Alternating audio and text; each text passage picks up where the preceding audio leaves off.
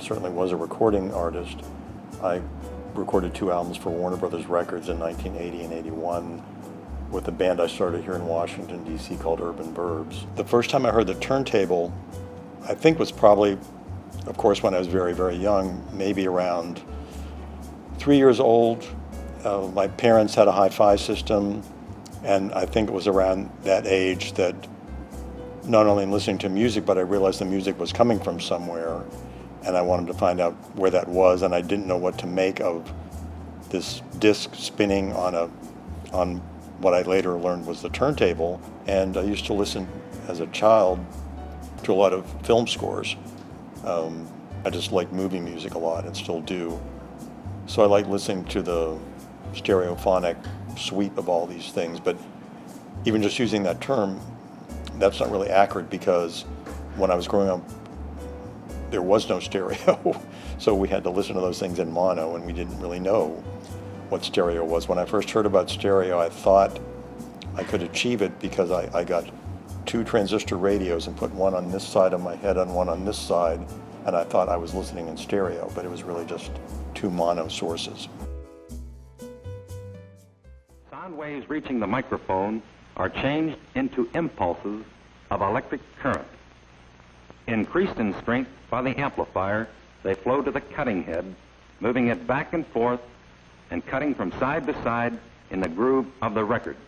These impulses of current, again strengthened by an amplifier, are carried to the speaker. And now, while Ferdy Groffe's brilliant and beautiful Grand Canyon Suite is being played.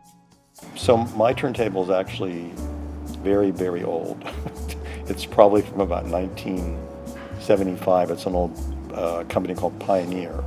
I have a friend who has a vast collection of turntables, all kinds of direct drive, regular turntables. He has one turntable that's made entirely out of marble, one turntable that's made out of lucite. They also had a collection of styluses, depending on what kind of music they were listening to, whether it was classical or jazz, rock, country.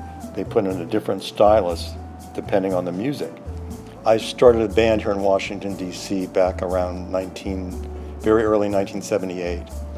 And in a very short time, it was, in those days, very, very successful. I love sound and I love music, but the way people think of that term now means someone very, very dedicated to the latest, recreating the earlier and now the latest audio technology that's analog. So I have some favorite albums. One of them is the very first Jimi Hendrix album, because I remember when I was my first year in college here in Washington at Georgetown, my friends and I had gotten that album and we played it so many times using analog equipment and a turntable that we literally wore out the record. Another record I really liked a lot, and still love a lot, one of my favorites, is a Rolling Stones record from 1968 called Beggar's Banquet. What's the difference between digital and analog? And there's lots of technical differences, and many people claim, and there's been lots of studies and tests done to say it sounds warmer and more natural. Analog will always be with us because it's a different way of recording sound. But I think as long as there are people who are always interested first in history, in recording technology and music, they'll always be exploring other ways to experience sound. And at the least they'll know that before we got into digital, there was this other way of recording sound. It exists, and enough people are interested in it for all these reasons we've talked about that will still continue, and people will still be interested in from the technological aspect of creating better and better analog equipment, just as they're creating better and better digital equipment. So it will still exist in a much smaller form.